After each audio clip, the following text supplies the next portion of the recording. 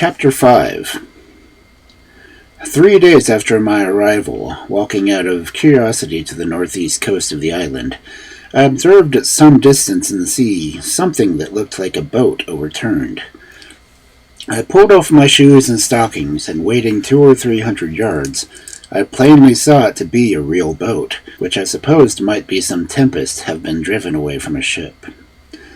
I returned immediately to the city for help, and after a huge amount of labor I managed to get my boat to the royal port of Blefuscu, where a great crowd of people appeared, full of wonder at a sight so prodigious as the vessel. I told the emperor that my good fortune had thrown this boat in my way to carry me to some place whence I might return to my native country, and begged his orders for materials to fit it up, and leave to depart, which, after many kindly speeches, he was pleased to grant. Meanwhile, the Emperor of Lilliput, uneasy at my long absence, but never imagining that I had the least notice of his designs, sent a person of rank to inform the Emperor of Blefuscu of my disgrace. This messenger had orders to represent the great mercy of his master, who was content to punish me with the loss of my eyes, and who expected that his brother of Blefuscu would have me sent back to Lilliput, bound hand and foot, to be punished as a traitor. The Emperor of Blefuscu answered with many civil excuses. He said that, as for sending me bound, his brother knew it was impossible. Moreover, though I had taken away his fleet, was grateful to me for many good offices I had done him in making the peace. But both their majesties would soon be made easy, for I found a prodigious vessel on the shore, able to carry me to the sea, which he had given orders to fit up, and he hoped in a few weeks both empires would be free of me. With this answer the messenger returned to Lilliput, and I, though the monarch of Blefuscu secretly offered me his gracious protection if I would continue in his service, hastened my departure, resolving never more to put my confidence in princes. In about a month I was ready to take leave. The Emperor of Blefuscu, with his empress and the royal family, came out to the palace, and I lay down on my face to kiss their hands, which they graciously gave me.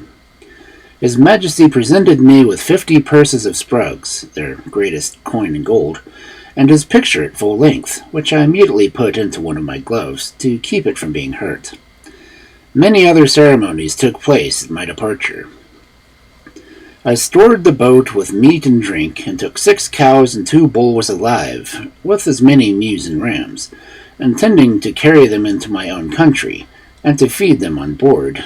I had a good bundle of hay and a bag of corn. I would gladly have taken a dozen other natives, but this was a thing the emperor would by no means permit, and besides a diligent search of my pockets, his Majesty pledged my honor not to carry away any of his subjects, though with their own consent and desire. Having thus prepared all things as well I set sail.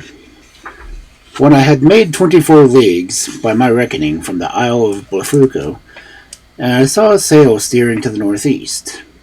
I hailed her, but could get no answer, yet I found I gained upon her, for the wind slackened, and in half an hour she spied me, and discharged a gun. I came up with her between 5 and 6 in the evening, September 26th, 1701. But my heart leaped within me to see her English colors. I put my cows and sheep into my coat pockets, and got on board with all my little cargo. The captain received me with kindness, and asked me to tell him what place I came from last, but my answer he thought I was raving. However, I took my black cattle and sheep out of my pocket, which, after great astonishment, clearly convinced him. We arrived in England on the 13th of April, 1702. I stayed 2 months with my wife and family, but my eager desire to see foreign countries would suffer me to remain no longer.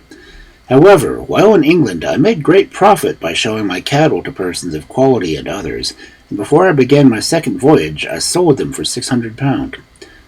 I left £1,500 with my wife, and fixed her in a good house.